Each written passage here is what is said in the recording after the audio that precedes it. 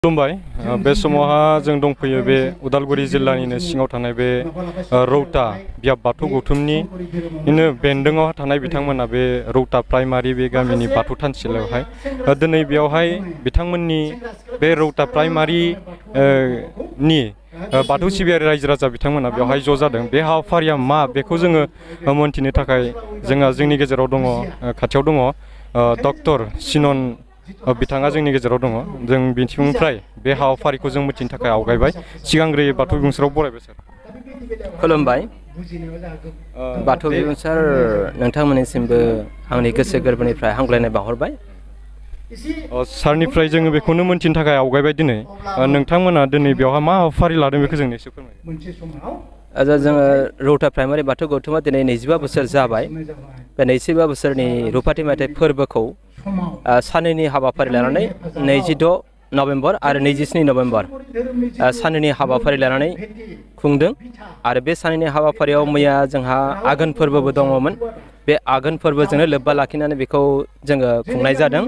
बेवहाय मैया आघोन फोरबोनि आर'ज जादोंमोन आरो बेजों लोगोसे रौता प्राइमारि बाथौ गौथुमनि गोजाम आफादखौ सिमफायनानै गोदान आफाद दानाय बे हाबाफारिखौबो लादोंमोन। आरो बेवहाय सिगांनिनो गोजाम आफादखौनो आरो गोदान आफाद महरै गनायथि होनांगौ होननानै रायजोफोरा मदद होनायजों मैयानो गनायथि होदोंमोन जे थांनाय सिगांनि बिबानगिरिफोरानो गोदान बिबानगिरि महरै थाफिनदों। आरो दिनै नैथि साननि हाबाफारियाव जोंहा गिबियावनो दङमोन गिबि आर'ज, फुंनि आर'ज। बेनि उनाव जोङो रौतानि आलारि होननाय मोनसे बिसम्बि, बेखौ जोङो नैबे 25 बोसोर रुफाथि मायथाइ फोरबोआव जोङो बिसम्बि महरै बेखेवदों। आरो बेखौ बेखेवदों जोंनिनो दुलाराय बाथौ गौथुमनि मोनसे समनि लेङाइ आफादगिरि सतीश चन्द्र रामसियारि बिथाङा। आरो दा जोंहा गेवलां मेल जागासिनो दङ। आरो बे गेवलां मेलावबो जोङो सासे आलासि लेंनानै लाबोदों। आरो बे आलासियानो जाहैबाय जोंनि दुलाराय बाथौ गौथुम उदालगुरि जिल्लानि आथिखालनि गाहाय फोसावदिं नेहाथारि सम्बार बसुमतारी। बिदिनो जों साननैनि हाबाफारि लानानै बे हाबाफारिखौ खुंदों। आरो जों बेयावहाय माखासे बिबानगिरि, जाय बिबानगिरिफ्रा 25 बोसोर जोंनि गौथुमा जेरैबायदि सामलायबोजाबाय, बे सामलायबोनो हानाय बिबानगिरि बिथांमोनखौबो जोङो मान बावदों। आरो बे बिबानगिरि बिथांमोना थांनाय 1995 मायथाइयावनो नैबे रौता प्राइमारि बाथौ गौथुमखौ जागायजेनदोंमोन। बे समनिफ्राय लानानै जोंहा नैबे आथिखालनि जा बाथौ थानसालि, बे बाथौ थानसालिया बेयाव गैयामोन। गिबि बे बाथौ थानसालि गैयियाव जोंनि रौता प्राइमारि बाथौ गौथुमा ज' जानानै रौतानिनो नेसनेल हाइवे 15 नं नेसनेल हाइवेनि सेराव थानाय रंगमन्च, दानिया रंगमन्च, बे रंगमन्चनि जा मोनसे आलांगा फोथार, बे आलांगा फोथारावनो गिबि बाथौ गायसनजेननानै जोङो बे बाथौखौ गायसनजेनदोंमोन। आरो बेबायदिनो दिनै सोलायै 25 बोसोर जाफैबाय।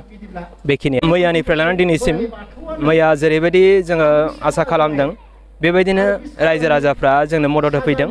गासै रौता प्राइमारिनि सिङाव थानाय बाथौआरि बिथांमोना गाजा गोमजायै बे आर'जनि हाबाफारियाव बाहागो लाफैदों। आरो दिनैबो नैथि सानावबो रौता प्राइमारि बाथौ गौथुमनि रायजो राजा बिथांमोना गाजा गोमजायै फैनानै जाफुंसार होफैदों। आरो बेखायनो आं गौथुम जानानै बिथांमोननिसिमबो नोंथांमोननि नैबे बाथौ बिबुंसारनि गेजेरजों बिथांमोननिसिम आंनि गोसो गोरबोनि हामग्लायनायखौ जासिहरबावदों। दा बेवहाय माखासे ओरैबायदि जोंहा गेदेमा बिथांमोन दङ, जाय गेदेमा बिथांमोना जोंनि बाथौ धोरोमखौ फोसाबनांगौखौ, बेनि गोनांथिखौ मिन्थिनायलाय बिथांमोना माखासे दैदेनगिरिफ्रा जोंनि गेजेराव ओंखारबोदोंमोन।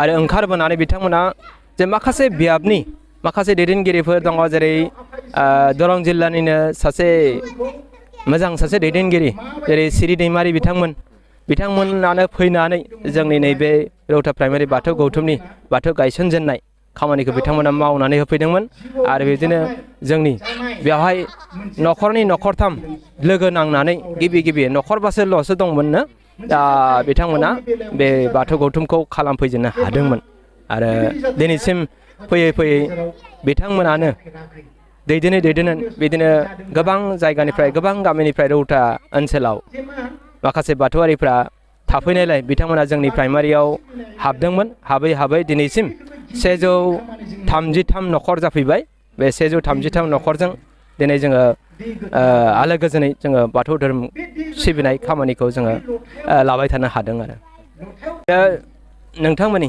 बाथौ बिबुंसारनि गेजेरजों आङो मोनसे मेसेजखौ रायजो राजानिसिम दैथायहरनो गोसो जादों जे जि समनिफ्राय लानानै बाथौ धोरोम फोसाबनाया जागायबोदोंमोन बे जागायबोनायनिफ्राय लानानै दिनै हयथ' गोबां गामि गोबां बियाब गोबां जिल्लायाव 25 बोसोर रुफाथि मायथाइ फोरबो फालिबाय आरो बे रुफाथि मायथाइ फालिनायनि गेजेरजों जेरैबायदि बाथौ धोरोमखौ फोसावनाय खामानिखौ मावबाय आरो बेबायदि मावनायनि गेजेरजों जेरैबायदि फोगोमबोबाय बिब्दिनो इयुनावबो जाहाथे जोंनि लाइमोनानो होन जोंनि आइ आफा बिदा फंबाय गासैबो लोगो नांनानै जुदि बाथौ धोरोमखौ गोजौ मासियाव एबा बिश्व दरबाराव जुदि गायसननांगौब्ला गासैबो बाथौआरियानो गोसो गोथारै बे बाथौ धोरोमाव